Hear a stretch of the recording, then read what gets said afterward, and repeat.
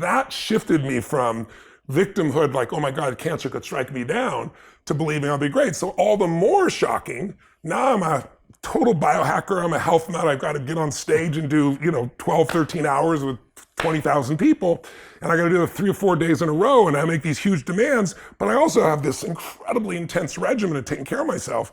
And then I'm a helicopter pilot. So I went to go get my license renewed. You have to do a physical. And I come back and I keep getting these messages from the doctor saying, my assistant saying, doctor says, got to talk to you. And I was like, I'm leaving for the south of France to an event. Tell them to just send a report. And I got home this one night, and taped to my master bathroom bedroom door was a note from my assistant saying, you got to call the doctor. He says it's an emergency. So what do you do? What do you feel like? Well, all my old fears just started flashing back. It's like, oh my God, I mean, I treat my body so great. How could I have cancer?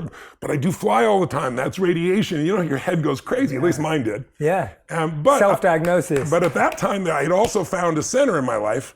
And so I found my center. It's like, okay, courageous person, coward dies 1,000 deaths, courageous person once. Let me deal with it if it needs to be dealt with in the morning. I woke up, called, and the doc says to me, you have a tumor in your brain. I was like, what are you talking about? I came to you, I'm totally healthy. I'm healthy as a horse.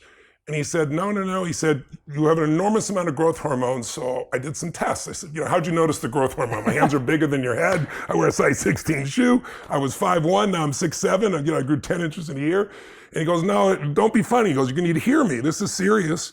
And he said, you really need to do this. And we'll do what? You got to come in for surgery. I was like, wait a second. I said, you're telling me you're gonna cut me open? I said, what's the prognosis? He said, well, obviously you can die. Anytime you do surgery that's this complex. But he said, it's your pituitary gland.